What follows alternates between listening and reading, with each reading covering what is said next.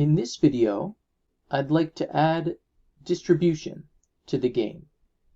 So when a bin is chosen, the stones in that bin should be distributed one by one, counterclockwise, to other bins on the board.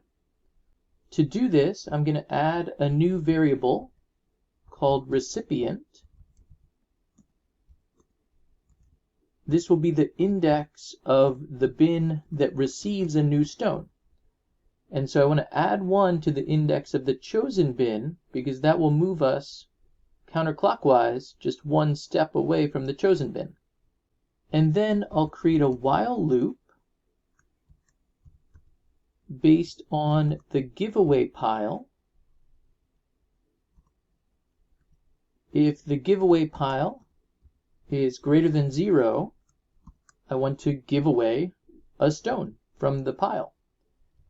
So we're going to place that in the bin amount at the recipient location by setting that equal to the bin amount treated as an integer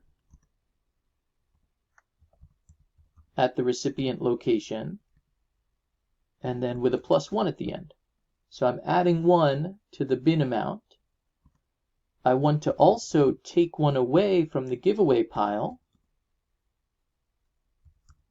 So treating the giveaway pile as an integer allows me to subtract 1 from that amount. And I want to increase the recipient. The value of the recipient is going to become recipient +1. So this will move us 1 more in a counterclockwise direction, and if there's still something to give away, we'll be able to add it to the next bin. You might recall that the index of this bin here above the F is 0, and then next to it is 1 and so on until we get up to 13. So once we reach 13, I don't want to go on to 14 because that's outside of the proper indexes of my list. So I want to add 1 more bit of code here.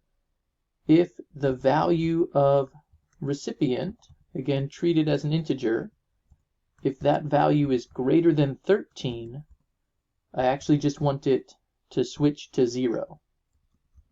So that last bit will take us around the corner from index 13 at the very end to index 0. So let me quit this current game, and I see a bit of an error message. So on line 85 up here, Python isn't able to interpret the chosen bin because it hasn't been defined yet. And I think I know what happened. So what I had done is I ran the game, but I didn't actually do anything. So we ended up in this part of the if-else block that interprets the user input, but we hadn't actually defined the chosen bin ever.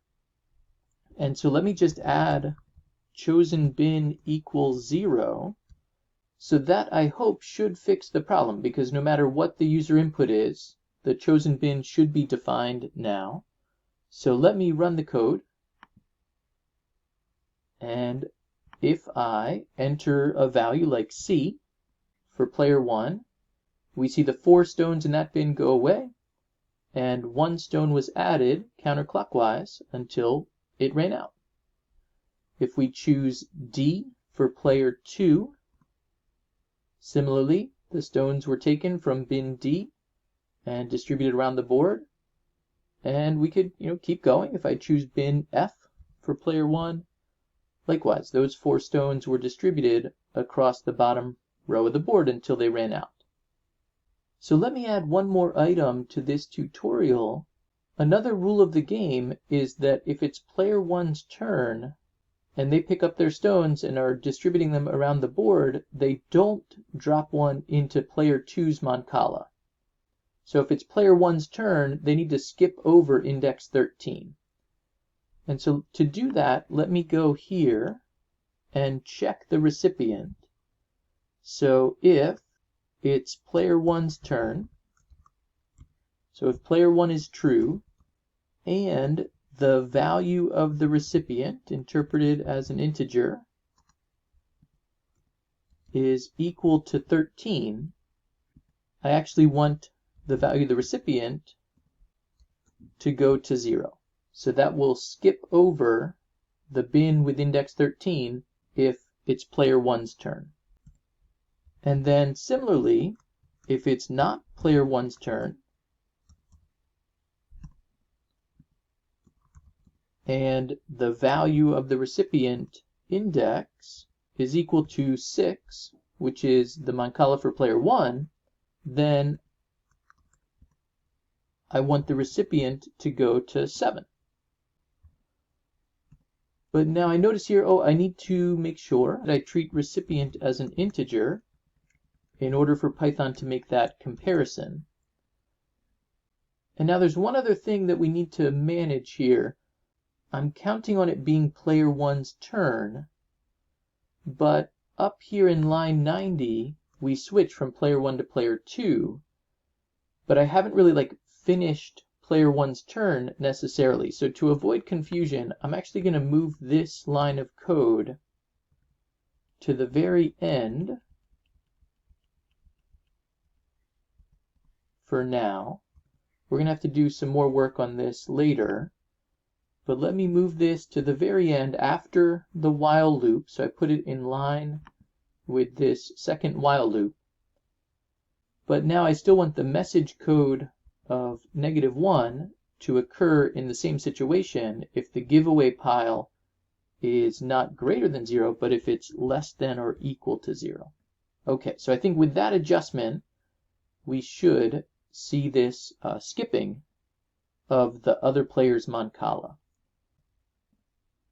And if I run the code again, now it'll take me a little while because I need at least 8 stones in player 1's bin here to get around to player 2's Mancala.